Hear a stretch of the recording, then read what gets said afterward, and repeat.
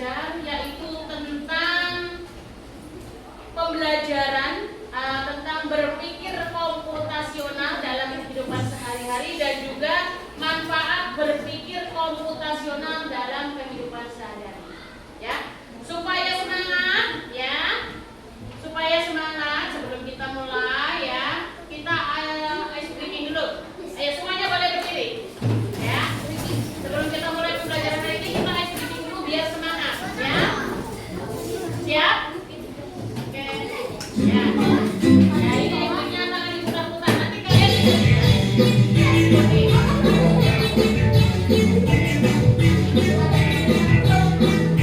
Boleh sambil lagi, ya. Tangan diputar-putar berputar. Oke, teman semuanya. Sudah semangat? Sudah semangat mulai belajar hari ini? Sudah. Nah, sekarang kita akan mulai pembelajaran hari ini. Nah, coba kalian simak gambar berikut ini, ya. Nah, gambar apa ini? Ojol atau ojek online. Ya, ojek online. Ya. Pernah naik ojek online? Bagaimana cara naik ojek online? Pakai apa? Pakai aplikasi. Pakai handphone, ya, berarti pakai aplikasi. Nah, sekarang ibu tanya, pernahkah kalian bermain teka-teki? Main puzzle? Atau mencari jalan pulang tercepat? Atau jalan, kalau kalian kan kalau di sekolah kita kalau pagi kan macet, ya? Ya, pernah kalian mencari jalan tercepat untuk menuju ke sekolah biar tidak terlambat? Nah, ya. Nah, kalau itu, nah sekarang kita akan lanjutkan, ya.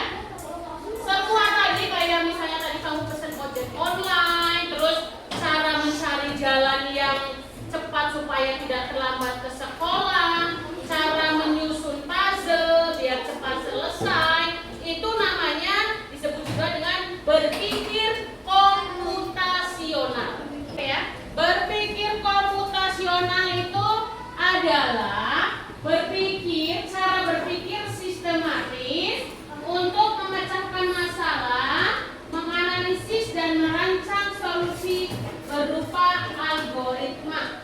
Ya. Atau ada yang menjelaskan berpikir komputasional berarti cara berpikir seperti komputer, ya. Mungkin seperti itu, ya. Jadi berpikir komputasional itu adalah cara berpikir sistematis, ya, teratur, ya, untuk memecahkan masalah, menganalisis dan merancang solusi berupa algoritma. Nah, sekarang manfaat berpikir komputasional. Dalam berpikir komputasional itu ada beberapa dasar dulu, ya. Kita lihat dulu. Dalam berpikir komputasional itu ada 4 tahap. Yang pertama ada dekomposisi, ya.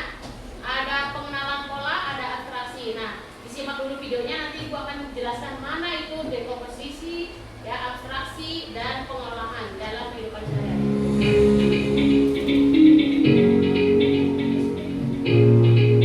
Perhatikan, ini adalah 4 komponen dalam berpikir komputasional. Yang pertama ada dekomposisi, ya. Dekomposisi, kemudian ada yang namanya apa lagi? Pengenalan pola, lalu ada abstraksi dan perancangan algoritma. Yang pertama ada dekomposisi. Nah, dalam belajar kalian sudah mengenal yang namanya dekomposisi. Dalam matematika juga ada, ya. Dekomposisi itu artinya memecah masalah yang besar menjadi bagian-bagian yang lebih kecil. Ya, jadi dekomposisi itu artinya memecahkan masalah yang besar menjadi bagian-bagian yang kecil. Ya, dalam kehidupan sehari-hari contohnya nih, kamu disuruh mamamu suruh masak nasi goreng. Pernah disuruh buat nasi goreng? Ya. Dalam membuat nasi goreng itu ada apa saja di nasi goreng itu? Ada nasinya, ada telur, ada kecap, ada micin, ya ada bawang.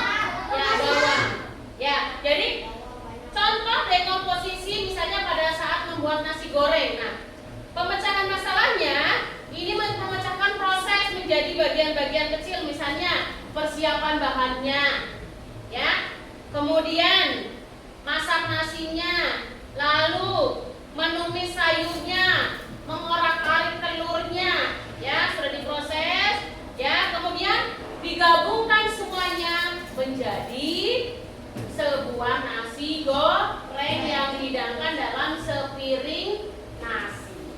Ya, jadi seperti itu tadi namanya dekomposisi, memecah masalah yang besar menjadi dibagi-bagi menjadi masalah-masalah yang bagian menjadi bagian-bagian yang kecil. Nah, ini yang kedua adalah pengenalan pola.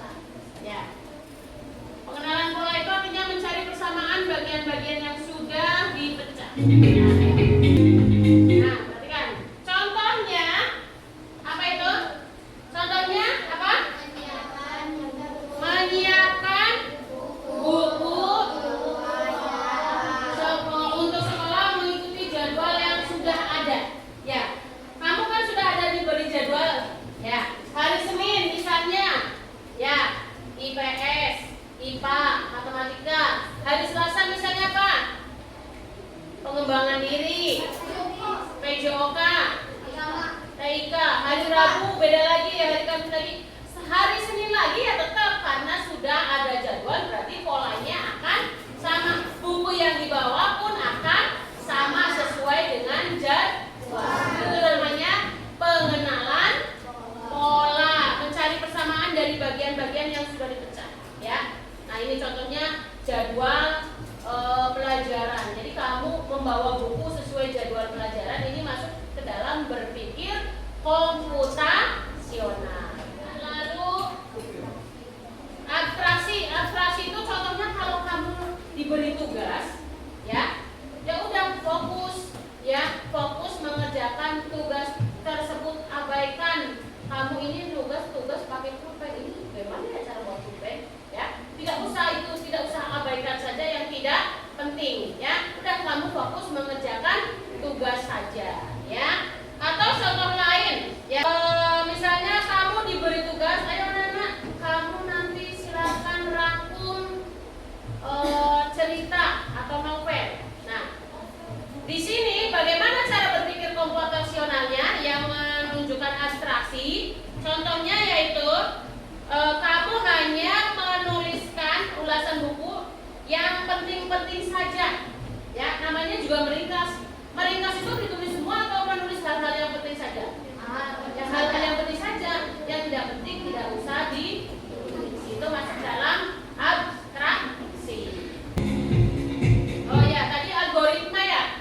Algoritma tadi contohnya pada saat misalnya membuat mie, ya mie goreng. Algoritma itu artinya ya menyusun langkah-langkah.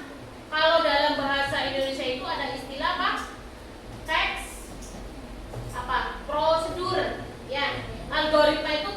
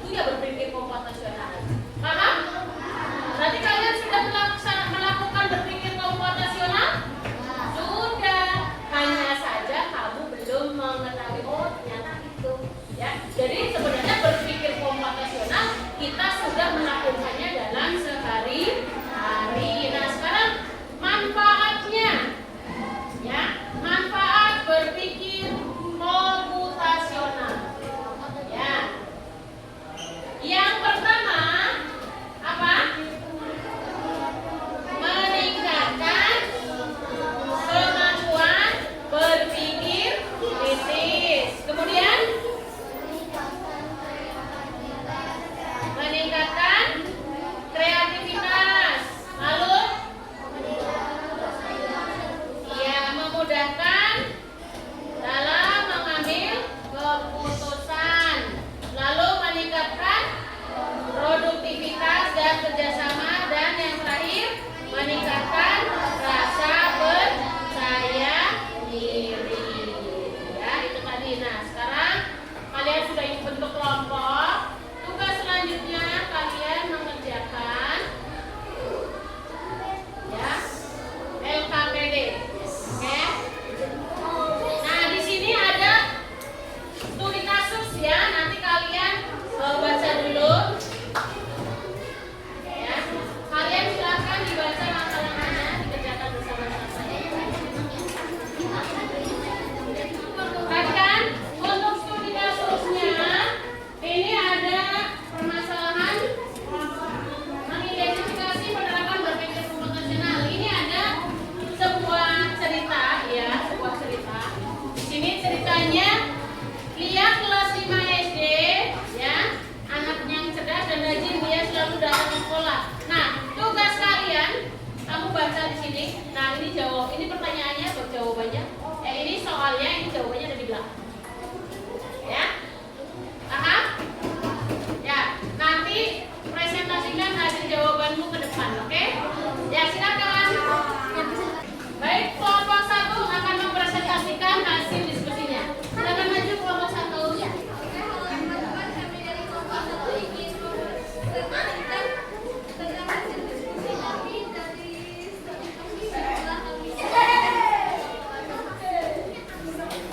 Oke, silakan dibacakan untuk kelompok 1 hasil diskusinya. Ya.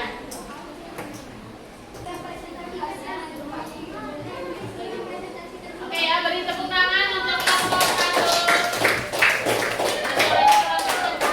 Jadi kelompok 1, hasil diskusi kelompok 1 menyatakan bahwa Lia sudah berpikir komputasional untuk menyelesaikan masalahnya, yaitu dengan cara memilih jalur yang paling cepat ya, supaya tidak dilambat. Nah, tahapan penyelesaiannya, Lia sudah mengambil konsep berpikir abstraksi dan algoritma. Baik ya, jadi untuk kelompok 1 dan kelompok 3 sudah benar ya hasil diskusinya.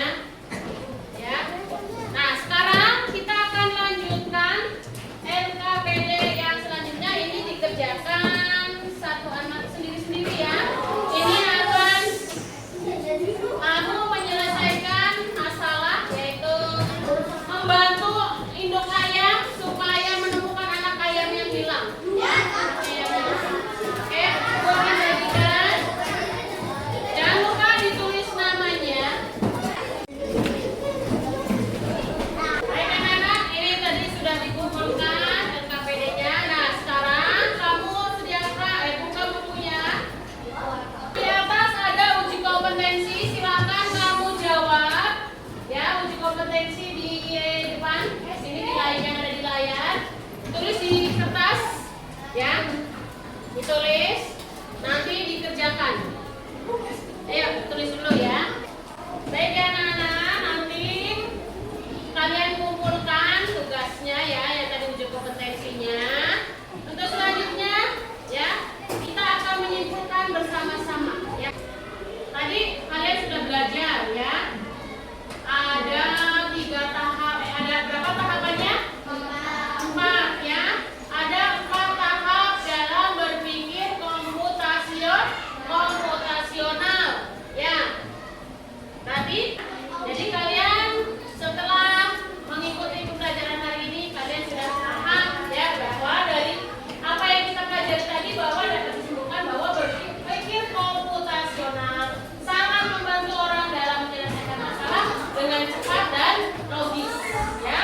Kemudian ada tahapan, ada 4 tahapan. Nah, ada 4 tahapan dalam komputasional, dalam berpikir komputasional. Ya, ini kalian bagus ya, sudah hafal ya. Ya, berpikir komputasional, ada dekomposisi, ada pengenalan pola, abstraksi dan algoritma.